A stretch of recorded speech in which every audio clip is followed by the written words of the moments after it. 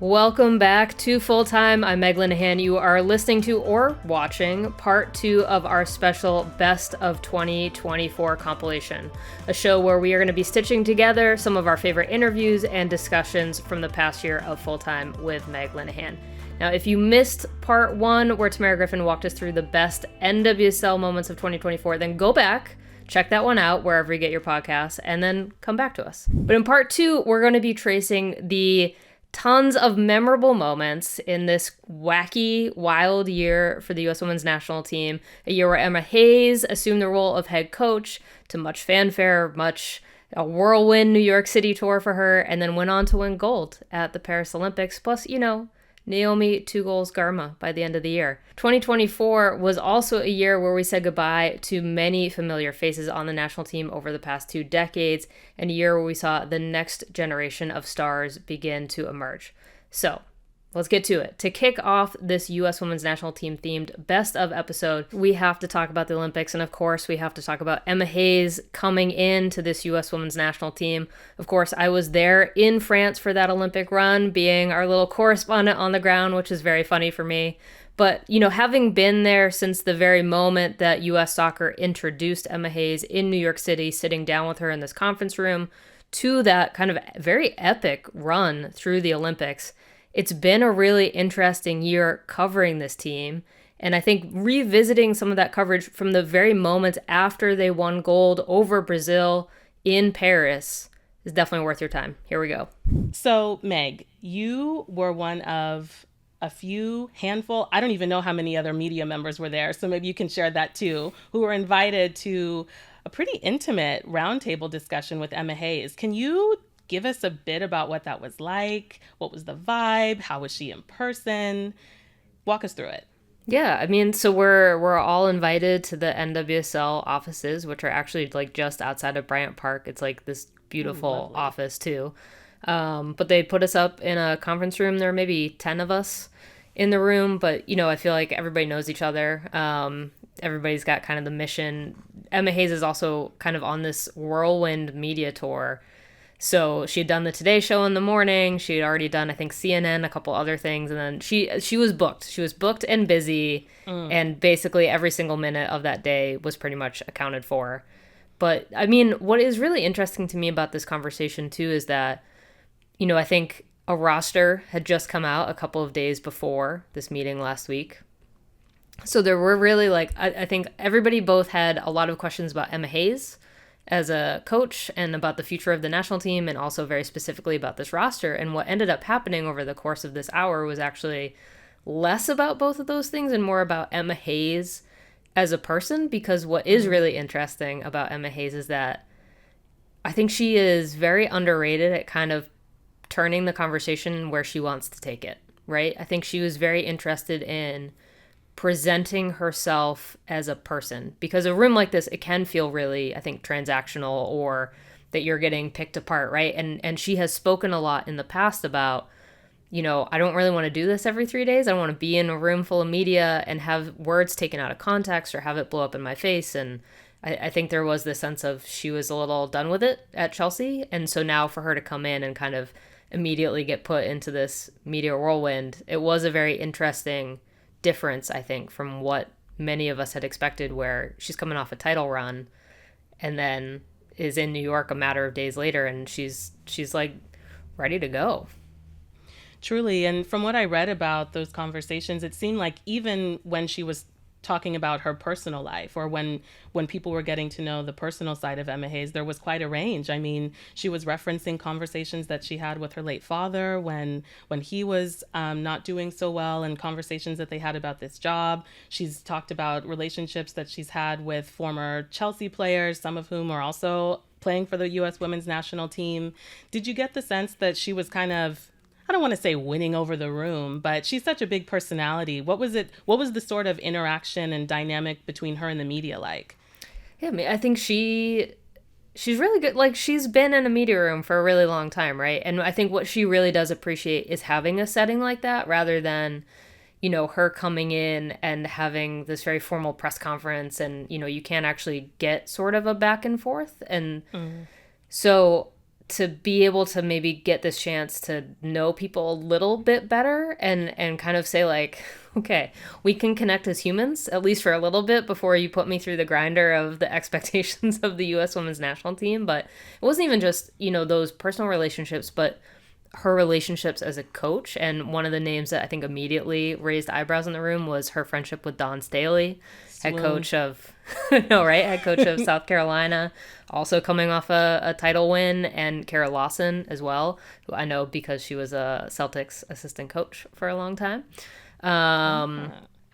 But yeah, I think it was just, I think winning the room is a little cynical for how to phrase it, but also not inaccurate too, of just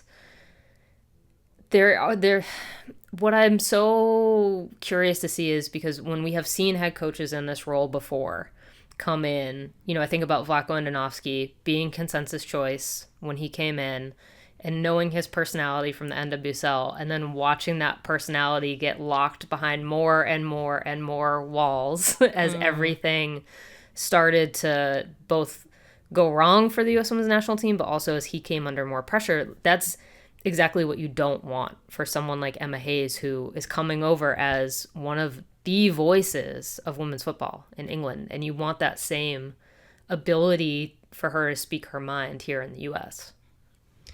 And one of the things that I'm going to be really curious to see on that point is how, or to what degree, her comfort with bringing her full self to these microphones and these rooms that she's going to be continuing to occupy is going. I'm curious what effect that's going to have on the players, because these are adults for the most part.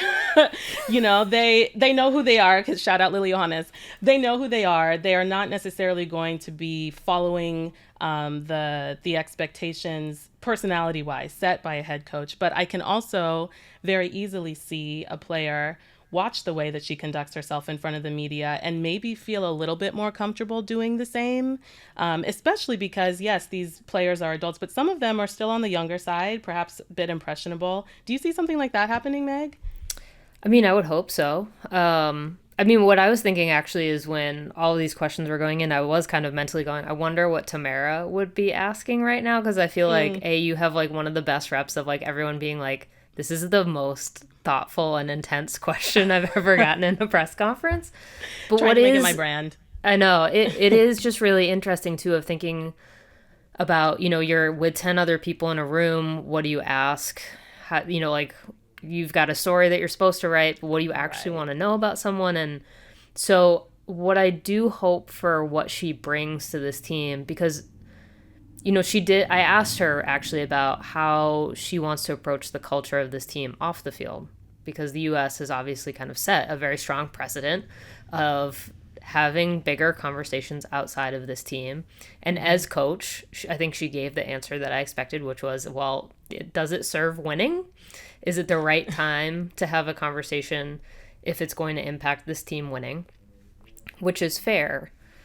But what we have seen is that she's never shied away from having those conversations off the field as well. And so I do hope that she's able to provide an illustration of maybe some of that balance of, here's where it makes sense, here's where you can actually make the most impact if you have a conversation about something that you care about off of the field. Focusing specifically on the U.S. women's national team, because this was their first major tournament under Emma Hayes. There have been a ton of changes. I still clearly remember discussing with Meg weeks and weeks ago about the fact that Alex Morgan wasn't included on their roster. When you think about that day when the roster was announced to now, cycles and cycles of lifetimes have happened. And in some ways, no, not all, but some, this game against Brazil, very much tale of two different halves, which I definitely want to talk to you about. But it felt like a culmination of that journey, from the struggle and the pain cave and the suffering. What do you think stood out the most in this game that sort of encapsulates the U.S. women's national team's journey in this Olympics? That's interesting because I think it was honestly overall their worst performance by far. Not calling it a bad Mm, one, but their worst one, which also makes sense given it's the sixth game, I think, in 16 days. So, of course, that's mm-hmm, going to be your worst game. You're not going to be mm-hmm, sharp after all that. What stood out for me? I mean, I think you and I talked about this before, a tale of two halves, right? mm-hmm, You look at that first half, Brazil is keeping them penned back pretty far, pushing hard, counter pressing, pressing, really putting in the shots on goal. The difference in XG between the two teams coming out of the first half, it was something like a full goal. The difference, it was like 1 point something versus point two, something like that. mm, That's a huge difference. And then you look at the overall difference in XG from the game as a whole, where it's like, I think 1.5 something for Brazil versus, I want to say 1.22 for the US. The US makes up mm-hmm. so much ground in the second half. And you could tell, right? It matches the eye test and the energy and the vibes. Brazil let them rest, catch their breath, and be like, don't panic. Just, they didn't score. We had some narrow escapes. That was the first half. This is the second half. So, Right. Yeah. I mean, I feel like everyone in their respective group chats were collectively getting like increasingly nervous about every missed chance Brazil had in that first half because, I mean, Ludmila, future Chicago Red Stars player, formerly of Atletico Madrid, she has been a menace throughout the tournament and did not seem to let up off the gas even a little bit in the first half of that game, to the point where she was making Naomi Girma do things that she has not had to do all tournament. And this is a defender who has had the tournament of her life, easily best defender of the tournament, and she was challenging her. I mean, if Brazil had even put in, I think as early as like the second minute, they had a legitimate chance on goal. They came out swinging, and it felt like they had taken the exact same momentum that came out of that massive win over Spain and took it to the US. But they were able to absorb it. Probably a little bit of luck was a factor, I imagine, but luck has to be earned, you know? And I think by halftime, people who know ball and people who are familiar with Brazil and really familiar with the US kind of knew that they would be punished for it. And that's exactly what happened. yeah. I thought this was such a statement game from Brazil, actually. Mm-hmm. You talked about Totally Ludmilla. agree. They were turning both Naomi Girma and Tierna Davidson. They were both getting Mm-hmm. like whirled around in the box. Mm-hmm. Adriana with Crystal Dunn at times Yes. down that wing. Yes, Yep. our own Jeff Ruder noted, in diagnosing the game that Brazil was really trying to play that wide game, but because our Mm-hmm. own fullbacks like to push high, it means you have to pull a center back out of there to come support in that space. And so what does that do to your line? And Brazil was like, "Yep, we see the gaps. Here we come." And Mm-hmm. we'll talk about this a little later in the show, but ooh, if it had not been for Alyssa Naeher, not just with the saves, but I saw in some of the communication, like there's this one ball bouncing, the sun's in her eyes. Tierna Davidson like pulls off at the last minute, and like Nair's able to collect the ball. Even that level of connection was really something that helped kind of like shore up when the rest of the team is tired, things aren't going their way. Mm-hmm. Yeah, and it's interesting to think about what Brazil's approach was to the U.S., given what they could probably assume safely that point about the rotation, given the fatigue. It sort of, to me, is like a good time to segue into the U.S. midfield, because even before we started assessing the performance, there was a pretty significant rotation that we are not even expecting anymore from Emma Hayes, but she did choose to start Corbin Albert over Rose Lavelle, which I think many people found interesting, to say the least. My concern, especially against a team that is, for whom creativity all over the field is so deeply ingrained like Brazil, to me, and I ain't getting paid for the job that Emma Hayes is, as she has pointed out throughout this tournament. But to me, the approach is undoubtedly to try and balance that with some creativity of your own. And of course, there have been questions about Rose Lavelle's health. She is now a leg sleeve girly along with Lynn Williams. I love that for them separately, but there was some concern about that. Sub, how did you find that decision, Steph? I thought it was so interesting, and to me, it says Rose Lavelle must have been carrying some kind of like injury or something where like it Mm-hmm. wasn't even worth the risk for 30 or 45 minutes.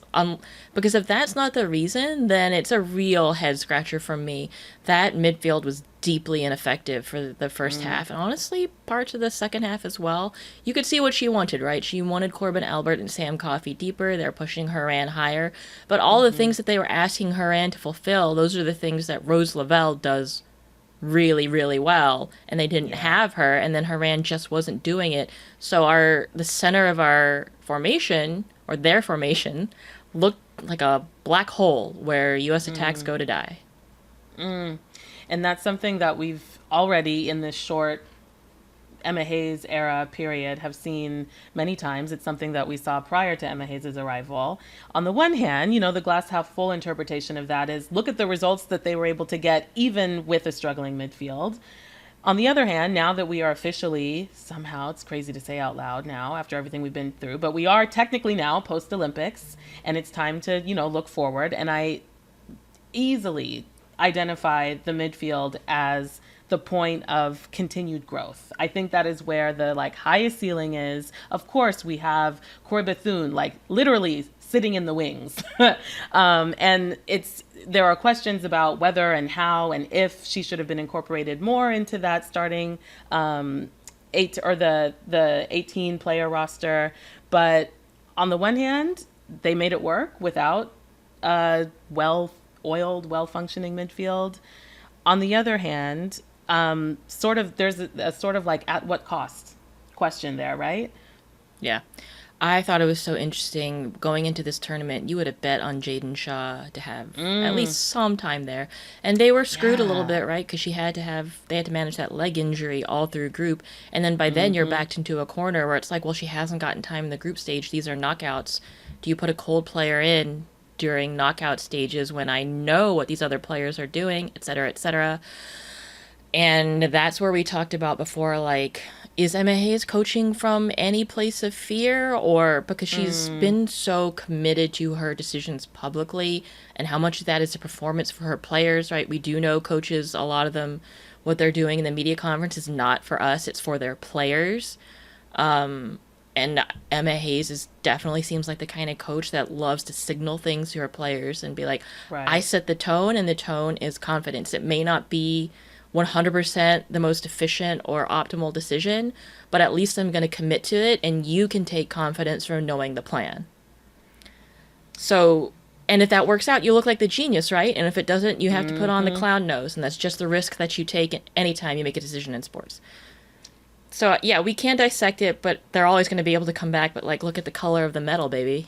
And we had been chatting between the two of us. We've been chatting with Meg about that, how heavy results weigh in sort of the narrative. There are some things that Emma Hayes did, as we've said many times before, that Vlatko Andonovski did. But the difference in result changes, of course, the way that we're going to discuss those decisions. Speaking of Meg, she was, of course, in Paris for that final. I am so eager to hear her thoughts. I did not watch the medal ceremony because we were prepping for the show. So we need to hear from her about how that went. We need to get her thoughts about what she was seeing on the field, first half to second, that we may have missed. Let's chat with Meg about what she took away from this gold medal game. All right, we are here with Meg in Paris. Meg, we saw a lot of tears, from the minute that final whistle was blown through, from what I've heard, the medal ceremony. Clearly, this has been a very layered emotional tournament for the U.S. women's national team, but what can you tell us about the vibe and the energy and the what I can imagine must have been a lot of catharsis that was just pouring onto the field after they secured that win? Yeah.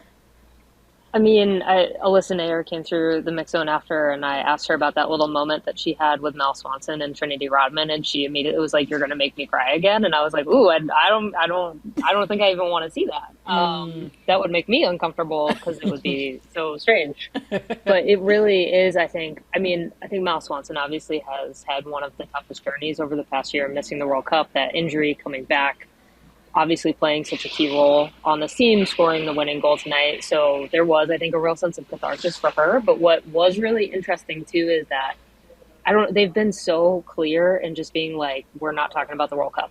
That's done. We don't care. And so it doesn't even feel like the catharsis was really around like what happened last summer into this moment. I think it was, I mean, Lindsey Horan talked about this in the press conference just now of we came into this wanting to have joy and wanting to enjoy it. And like, I guess Lynn Williams has been telling everyone, like, I can't believe I enjoyed this tournament, which kind of says something about what the past couple have been like for the US. Because you think about Tokyo, you think about Australia, New Zealand, none of those vibes were particularly good. So I think there was a sense of they came in intentionally wanting to figure out like how are we lighter versions of ourselves? How are we kind of balancing? Because I mean, so much of the theme of this tournament for them has been suffering, right? And like intentional suffering. And so to have that balance and, you know, being in the press conference here in Paris yesterday with Emma Hayes and Lindsey Horan bringing up the karaoke machine and, you know, the fact that they're doing Legos and like all this kind of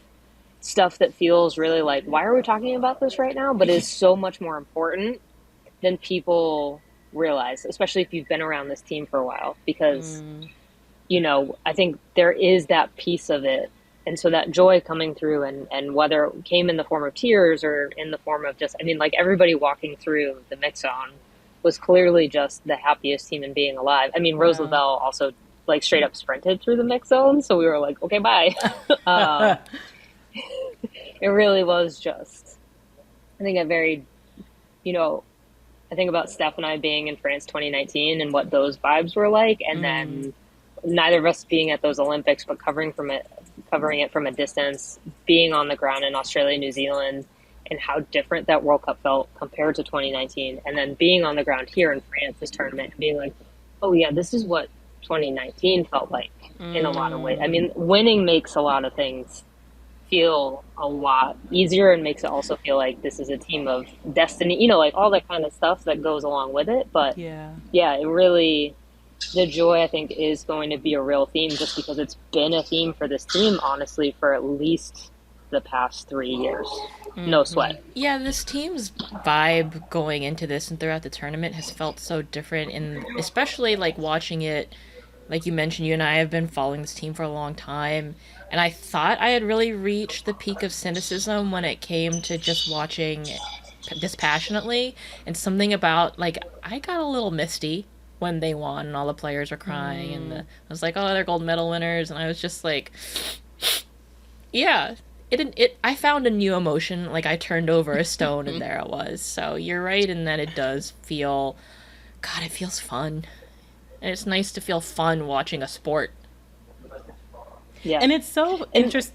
Go ahead, Meg.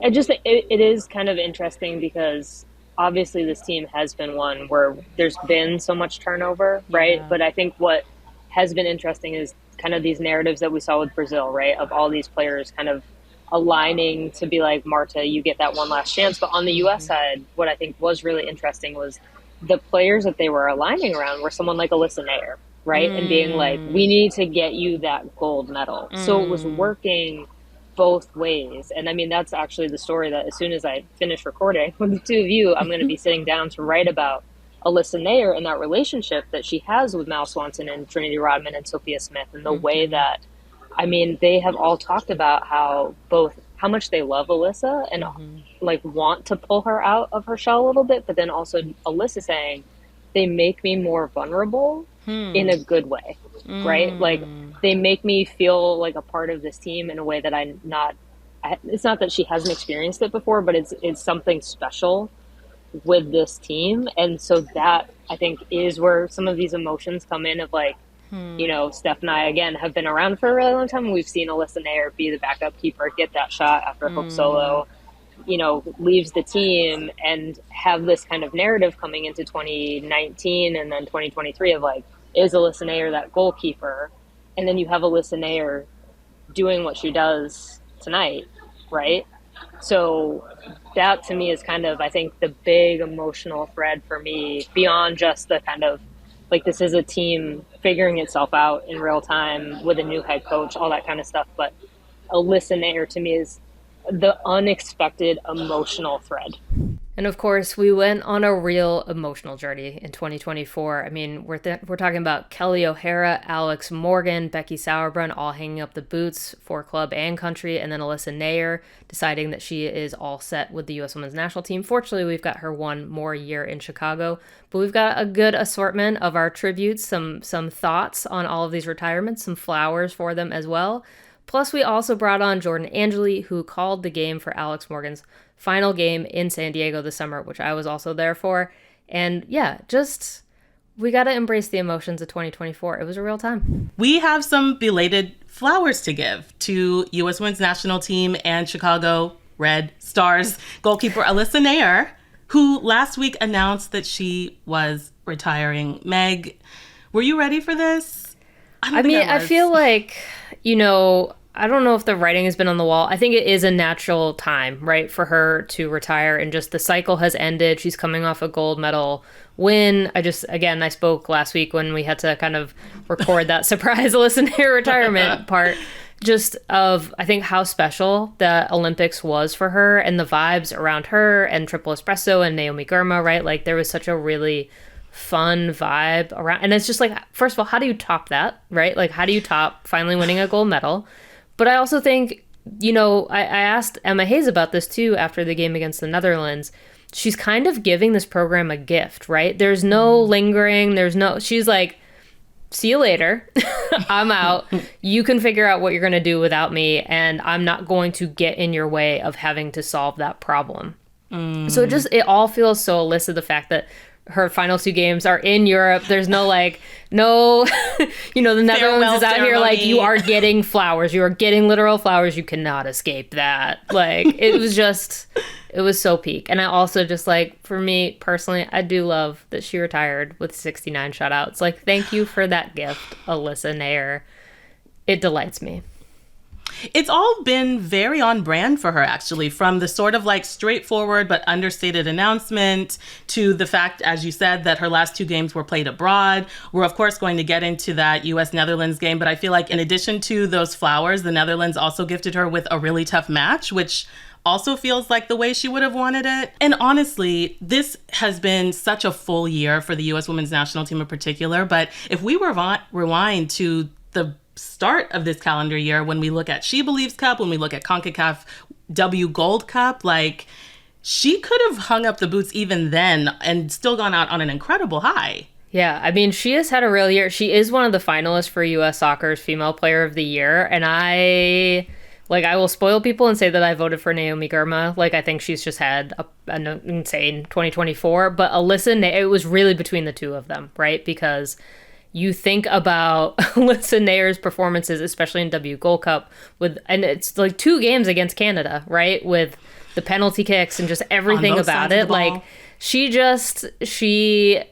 truly, I think, reminded everyone of how capable she is. I mean, again, Emma Hayes was just straight up like, she is the best goalkeeper this program has ever had. And that is a very hot take, I think, in terms of, like, you think about the pedigree of this program, of it going from Brianna Scurry to Hope Solo and Alyssa Naeher just kind of waiting in the wings for her moment. And then when she got her moment, I think she has proven time and time again, because going back to 2019, I remember she was such a topic of conversation for that World Cup winning team. And then I think the game that everyone is going to be talking about when we talk about Alyssa Naeher is that game against England, that like massive save that essentially like helped them win that World Cup.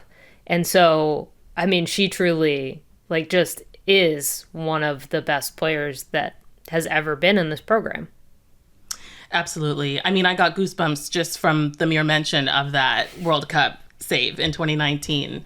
And speaking of gifts, it's kind of crazy to think that the U.S. Women's National Team really went from Brianna Scurry to Hope Solo to Alyssa Naeher. Like, think about not having to worry too much about what your goalkeeper will be capable of in any moment for any given game. But of course, that begs the question, who is going to step into those gloves next? We would be remiss. We would not even be able to stand by the name of this podcast if we did not talk about the GOAT, the legend, her, Becky Sauerbrunn, who announced earlier this week on Tuesday that she is retiring from soccer. Meg, this is something that, of course, everyone knew was coming, but like so many things that are hard to let go of, you're never quite ready for it. I mean, it's Becky Sauerbrunn. Yeah. I really thought I was going to be very emotional about her retiring, but I think after some discussion, after the news, I think Alex Morgan and the way that she retired, I think kind of rewrote a lot of people's brains in terms of, okay, like this is kind of, for the most part, the end of that older generation of players that really drove the 2015-2019 team.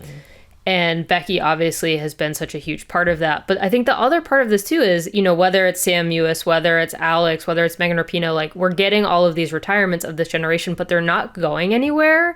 So the sadness is like, yeah, I will miss them on the field, or I will miss them in certain soccer situations. But I'm just like, we're going to see so much of you. It doesn't... Like, I can be sad for a minute and, like, thank you for that career, and it was so special, and, like, I have loved covering Becky Sauerbrunn in every form and every single... Like, if you want to talk about the most thoughtful answer of questions on the face of the planet, it's Becky Sauerbrunn. So, like, I have loved every minute of that, but at the same time, I'm like, I don't really have to be that sad right now, because you're all those answers are still going to be around.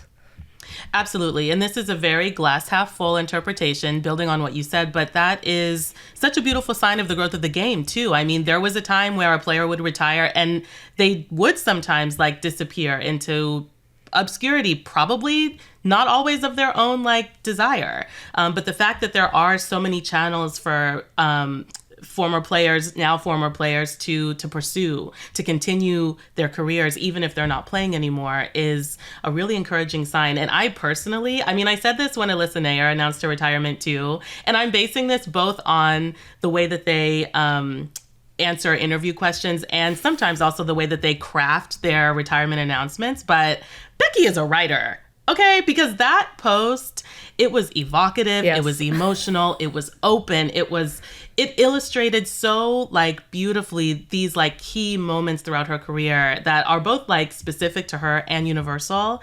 And I just was like, please write the memoir, please. Truly. Or the novel. Just write. I mean, that's what I'm hoping for her. The key to being a good writer is a good reader, and we know Becky Sauerbrunn is a good reader. So, of course, she has this. And, like, just a perfectly delivered media role. What was really funny is, she is not a player that has ever loved the attention. I was at her 200th cap game, right? Like, This is someone who's always just kind of like, I do not want the spotlight on me. And so to kind of have this, like, thoughtful rollout without the farewell game, like it honestly took me probably an extra 10 or 20 minutes after she had announced to realize like I was at her final game ever, because I was at the Portland Thorns playoff loss against Gotham, and I was like, oh, I was at her final game. Wow. Like, okay, we don't get this goodbye, but I was there. I just didn't know. So at least I have that like, from crazy. A personal level to cling to. But it is, I think, very Becky too, of she did it on her terms. It feels like the right time.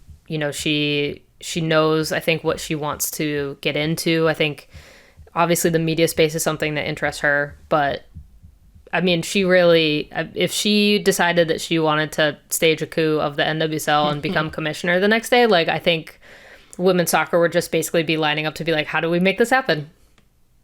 And happily too. Yeah. I mean, she has always been that kind of leader. And I remember seeing a tweet or a Blue Sky, I can't remember what the platform was, but it was from Claire Watkins at Just Women's Sports, who pointed out that an older quote of Becky's was that she didn't want to be missed but remembered, which, I mean, again, bars.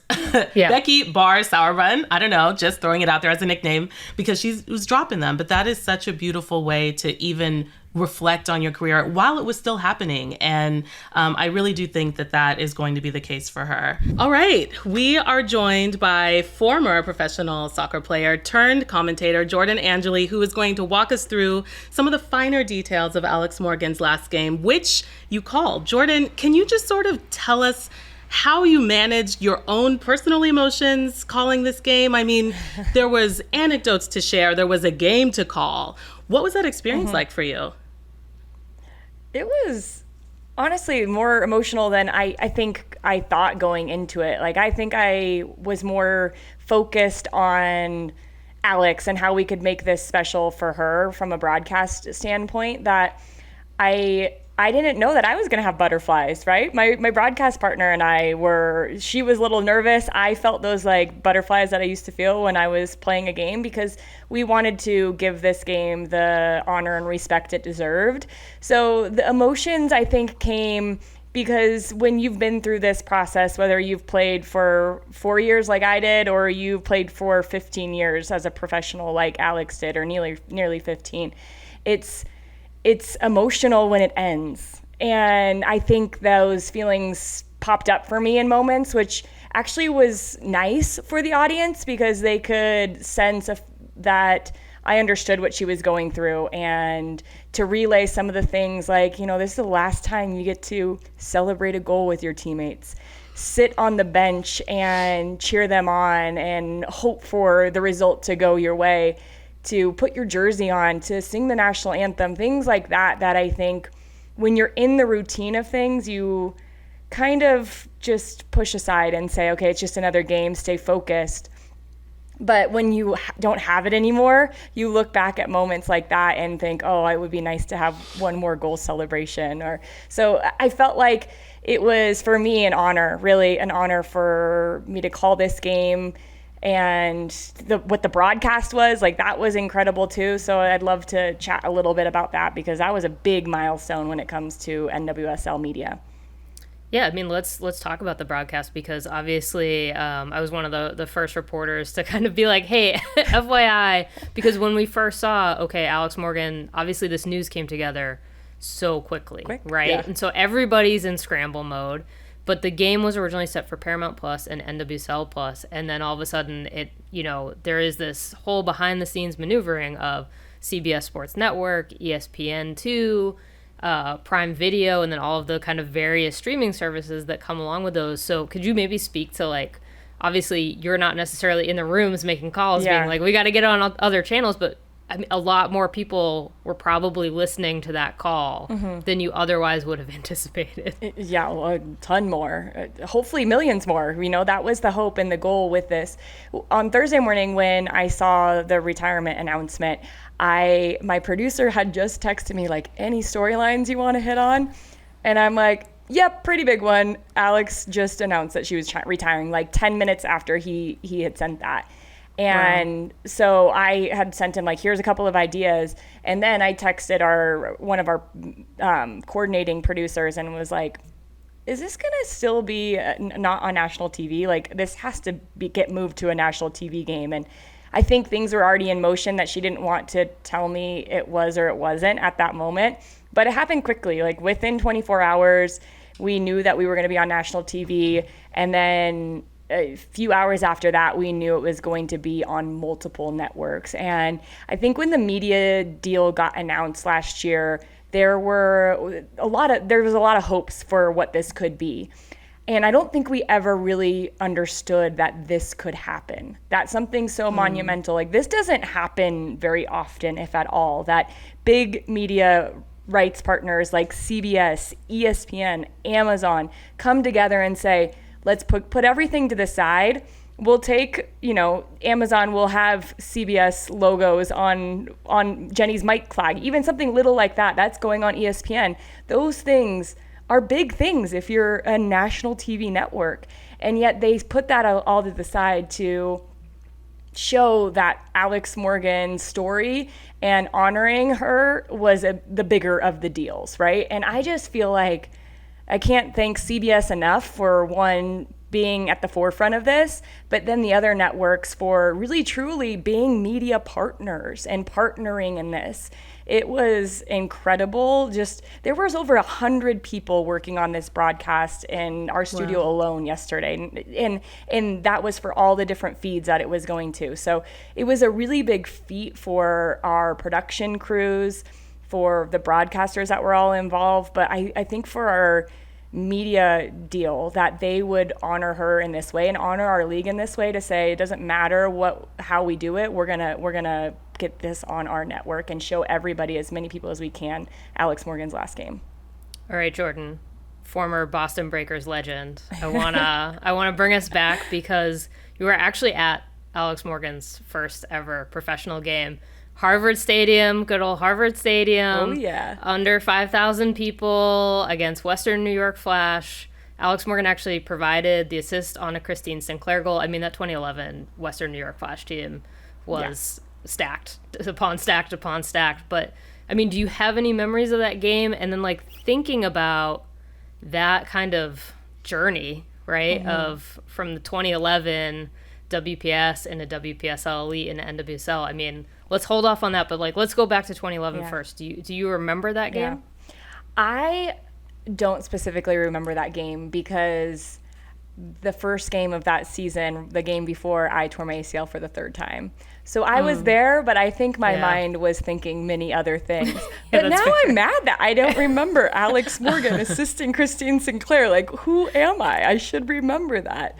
But what I do remember about playing in WPS in 2010, 2011, right before it folded, is there were a lot of really great fans that came and supported us every single game. But we would joke and use a League of Their Own title or a quote from that movie and say, dozens of people await the start of this one. Because at times, that's what it felt like. You are in this massive stadium at Harvard that looks like the Coliseum. And there were probably a couple thousand people watching. And to go from that, but to know that people wanted to watch.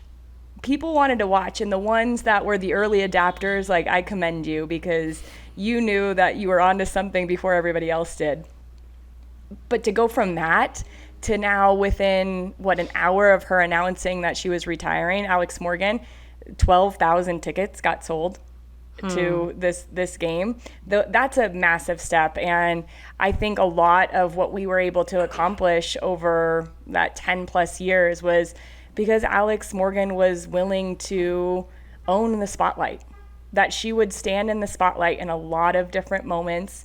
Great moments, when she is on the cover of magazines and lifting trophies and scoring goals, but hard moments too, when she has to talk to the media after a loss, when she has to put her name on a article or a letter to the commissioner and say, hey, what's happening in this league isn't right. That's a hard moment to do. But I feel like everything she did, she owned it, knowing that she could help propel this league forward with her spotlight. And that is something I feel like is really indispensable. We can't put a number on that, but I think one of the things that we see a lot from her retirement is she's able to breathe a little bit more now, that she can lift that weight and let I think now it's not just one person carrying that weight, because it did seem like for a while it was a lot of just her. Now a lot of people across the league, with how stable it is, can carry that weight and say, hey, we can do this together because Alex Morgan allowed us to understand how to fight for situations to make circumstances better. And I think that's one of the lasting legacies of her career. That's beautiful. And what a poetic sort of cyclical journey that you've had with her, Jordan, playing or seeing her play in her first pro game and then being able to call her last one, going from fewer than 5,000 people in the stadium to more than 26,000 in San Diego. You've been able to see her growth in so many dimensions from so many different perspectives. And we really appreciate you sharing that perspective with us. All right, I'm Meg Linehan. Now, again, if you haven't already, please go check out our videos and make sure that you're following us on Instagram and TikTok at TA Fulltime for more behind the scenes content of this show. That's at TA Fulltime.